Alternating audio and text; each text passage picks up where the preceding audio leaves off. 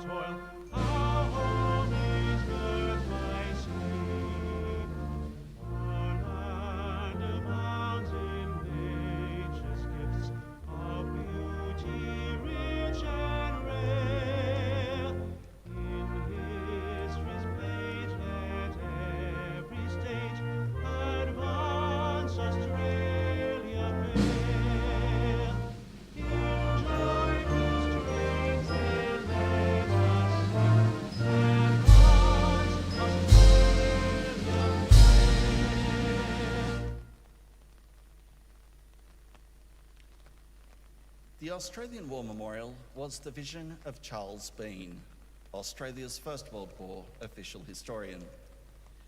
Bean landed with the Australian troops on Gallipoli and stayed with them at the front through to the end of the war. The idea of this national memorial and museum came to him at Pozières, France, in the depths of the bloody fighting of 1916. Bean's idea was that this would be a place where families and friends could mourn their loved ones buried in faraway places.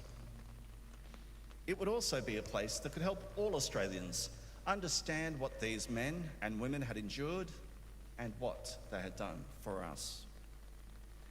Bean's vision, to which we remain true, is best expressed as inscribed in the entrance to the memorial's galleries. Here is their spirit, in the heart of the land they loved, and here we guard the record which they themselves made. Tonight, we will read the story behind just two of those on the Roll of Honour, which lists the names of more than 102,000 men and women who have given their lives for us in war and operations for more than a century. But first, we present a lament, Flowers of the Forest. Wreaths or floral tributes will now be laid at the base of the Pool of Reflection.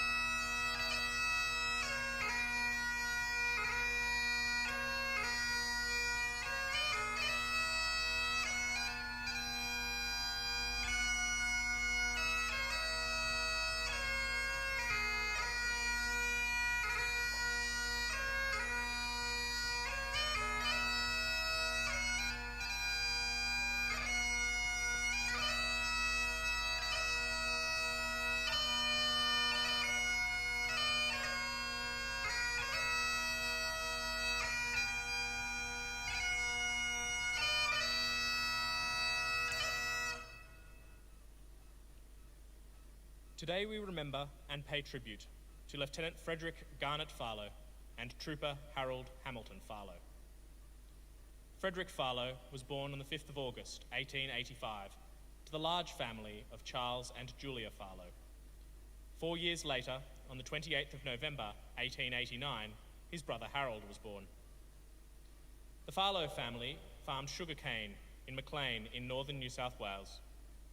As Frederick and Harold grew, they assisted with work on the property. Frederick enlisted in the Australian Imperial Force in January 1915 at Cairns and was allotted to the 11th Light Horse Regiment. He proved to be a proficient soldier. While training, he was promoted to corporal and then sergeant. On the 5th of June 1915, he married Margaret Considine before his unit was sent for the Middle East. While Australian infantry units were dispatched to Gallipoli, it was thought that the terrain was unsuitable for mounted troops, so the light horse regiments initially remained in Egypt. However, heavy casualties saw the deployment of the 4th Light Horse Brigade as reinforcements in August 1915. When they reached the peninsula, the regiment was split up to reinforce other regiments that had landed earlier and were under strength. When the British forces were withdrawn from Gallipoli at the end of the year, the 11th Light Horse Regiment was reformed in Egypt. Their first deployment was in defence of the Suez Canal and patrolling into the Sinai Desert. Frederick's leadership skills continued to be noticed, and he was promoted to Sergeant Major and then Second Lieutenant. In mid-October, the 11th Light Horse Regiment was involved in a raid on Ottoman positions in the Maghera Hills. For leading his troop with gallantry and skill and capturing a Turkish outpost, Frederick was awarded the Military Cross.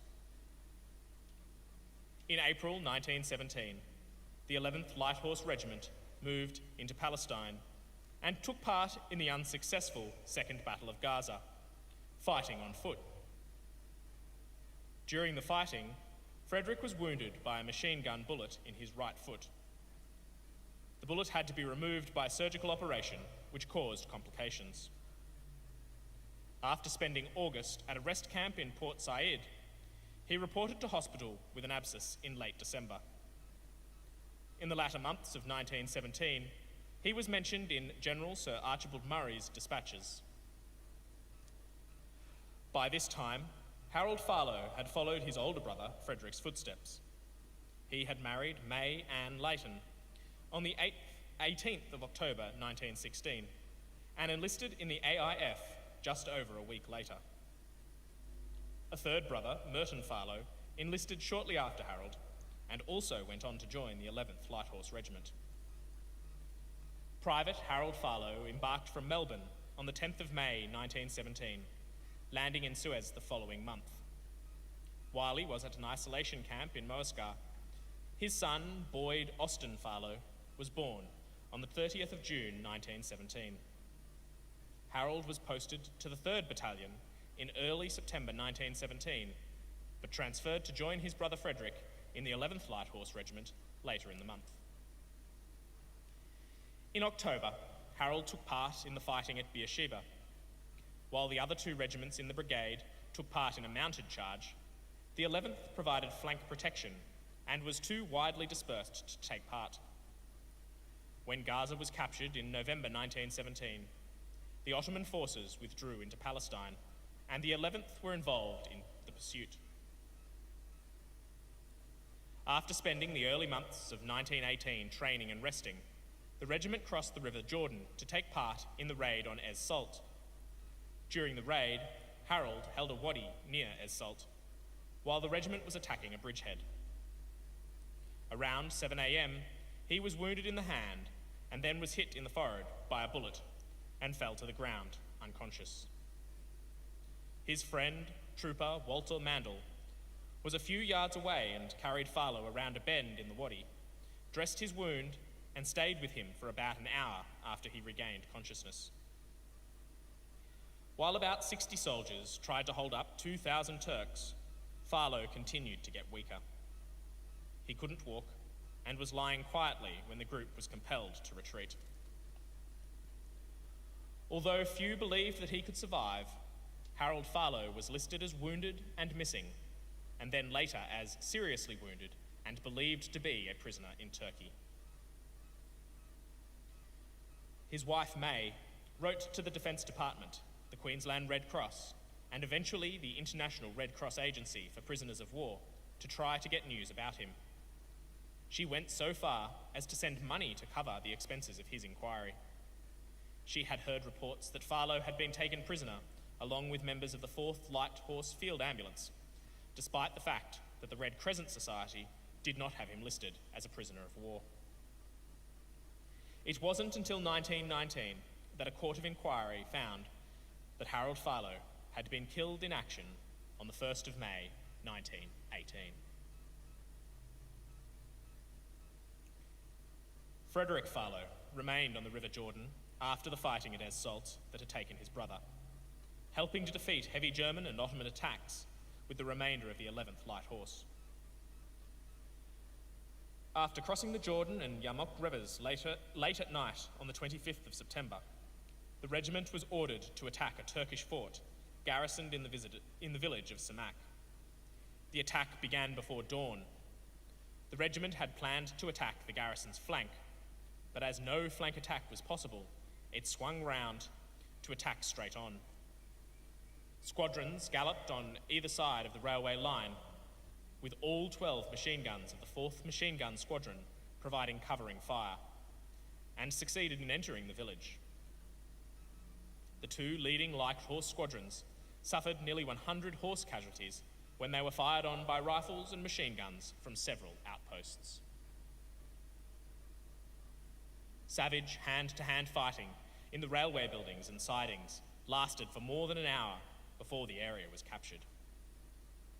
While the attack could be considered a success, the 11th Light Horse Regiment had lost 2 captains, 1 lieutenant, and 11 other ranks killed, while 4 officers and 25 other ranks were wounded. Among the dead was Frederick Farlow. He was 33 years old. His older brother Merton would be the only Farlow brother who survived the 11th Light Horse Regiment, returning to Australia in 1919. Frederick Farlow's name is listed on the Roll of Honour on my right, among almost 62,000 Australians who died while serving in the First World War. With him is his brother Harold. Their photographs are displayed today beside the pool of reflection. These are but 2 of the many stories of service and sacrifice told here at the Australian War Memorial. We now remember Lieutenant Frederick Garnet Farlow, MC, and Trooper Harold Farlow, who gave their lives for us, for our freedoms, and in the hope of a better world.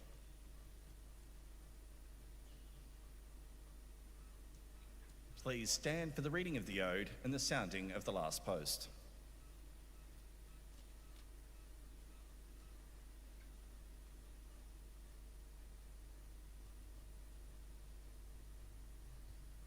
They shall not grow old, as we that are left grow old. Age shall not weary them, nor the years condemn. At the going down of the sun, and in the morning, we will remember them.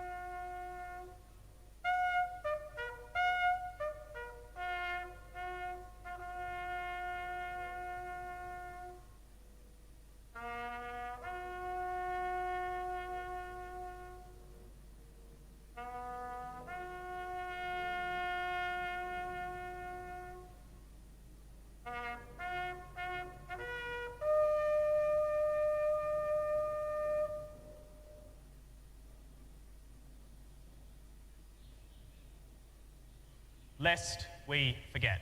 Lest we forget.